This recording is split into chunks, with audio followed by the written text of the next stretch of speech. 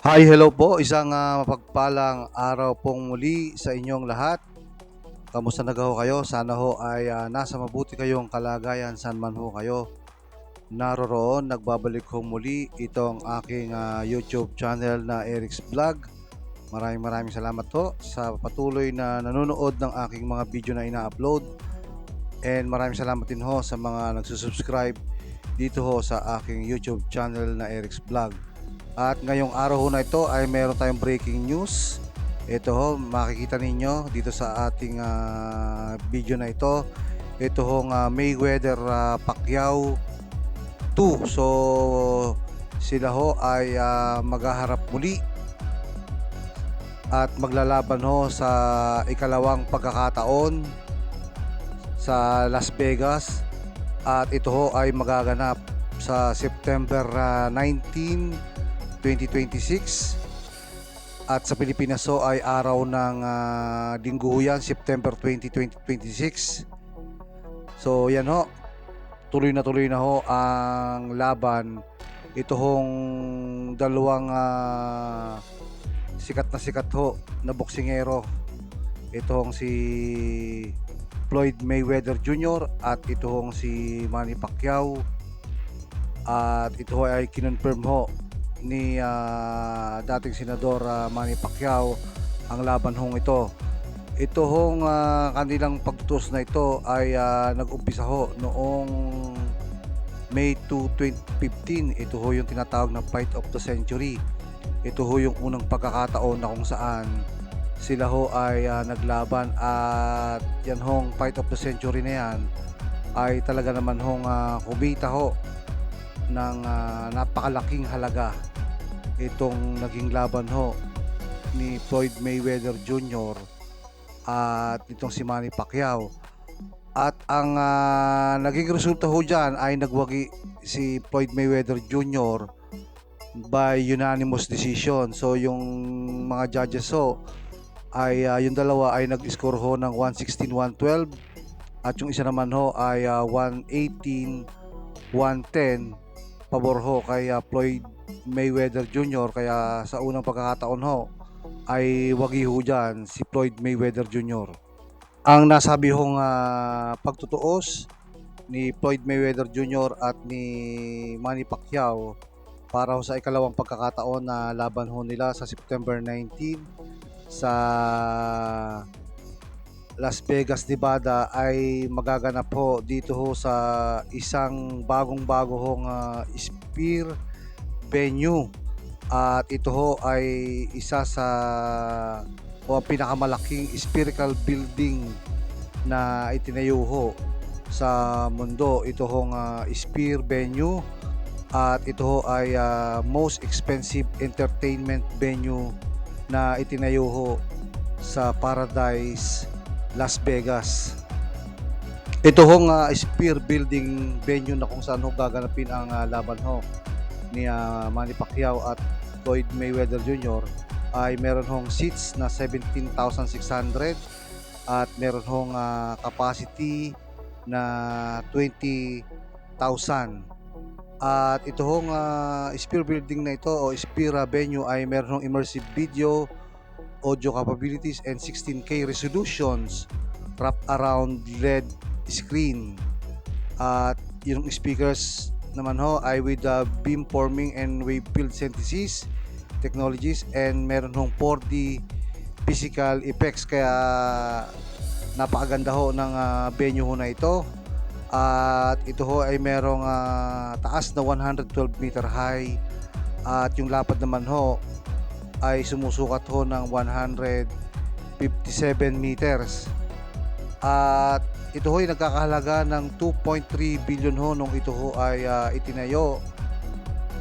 At ang naging construction ho dito ay nangyari noong 2019 hanggang 2023. At nag-open ho itong venue ho na ito noong September 29, 2023. So ito ho yung loob ng tinatawag ho na Sphere venue na kung saan ho ay magaganap ang laban ho ni Floyd Mayweather Jr. at ang atin hong pambansang kamao Manny Pacquiao sa darating ho na September 19, 2026. So yun ho, tuloy na ho ang laban ng dalawang ito. Ang edad ho ni Mayweather ngayon ay 49, samantalang itong si Manny Pacquiao ay 47 years old ho. So pagkalipas ho ng unang laban nila noong 2015, sila ho ay muling magtutuos ngayong taong 2026. So bakit nga ho ba nangyari itong laban ho na ito? Ano ho ba ang naging dahilan? Dahil marami hong pagkakataon na talagang naghintay dito si Manny Pacquiao na muli niyang makaharap ang undefeated ho na si Mayweather Jr. So yan ho ang kanilang edad at sila ho ay magtutuos, at ayon ho sa mga eksperto, ang dahilan ho ng muling pagbabalik ni Floyd Mayweather ho sa ibabaw ho ng boxing ring ay dahil ho sa pera. So yun ho ang mga napaulat na dahilan kaya nagbabalik ho si Floyd Mayweather Jr. dahil ho sa pera. At ngayon ho ay napapabalita na itong si Floyd Mayweather Jr. ho ay humaharap ho sa iba't iba hong financial problem dahil ho yung mga iba niyang property ay hindi ho nababayaran, pati ho yung mga taxes, at marami din hong naghahabol na naniningil ho sa kanya. Kaya ito ho ang sinasabi ng mga boxing expert na dahilan kung bakit muling bumabalik sa larangan ho ng boxing itong si Floyd Mayweather Jr. At kamakailan ho ay yung kanyang broadcast partner dati na Showtime ay kanyang pinailan ho ng kaso ng 340 million dahil ho yung mga kinita pala niya doon noong siya ay parte ng Showtime ay hindi pala naibigay lahat ang pera niya na kanyang kinita dahil ayon sa report ito ay dinivert sa iba't ibang mga account. Kaya siya ngayon ay naghahabol dito ho sa dati niyang broadcast partner na Showtime. So yun ho, tuloy na ho ang Mayweather versus Pacquiao 2 na magaganap po sa September 19, 2026 sa Amerika at September 20, 2026 sa Pilipinas, at lumalabas ho na simula bukas ay 203 days ho ang itatakbo bago ho mangyari ang inaabangan ho, lalong-lalo na ho ang mga boxing fans.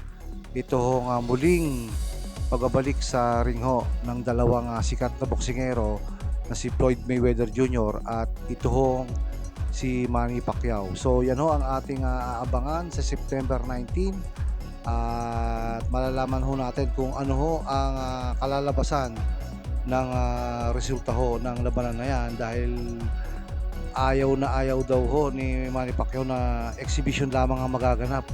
Ang gusto ho niya ay totoong laban, at dyan ho ay wala nang nagawa itong si Floyd Mayweather sa kondisyon ho na yan dahil nga ho humaharap sa maraming financial problem ito hong si Floyd Mayweather Jr. Kaya naman ho tinanggap niya na ang laban na magaganap nga ho sa September 19, 2026 sa Sphere venue sa Paradise, Nevada o Las Vegas, Nevada. So yan ho, abangan ho natin yan. So hanggang dito lang po muna ang ating vlog. Isang mapagpalang araw po muli sa inyong lahat.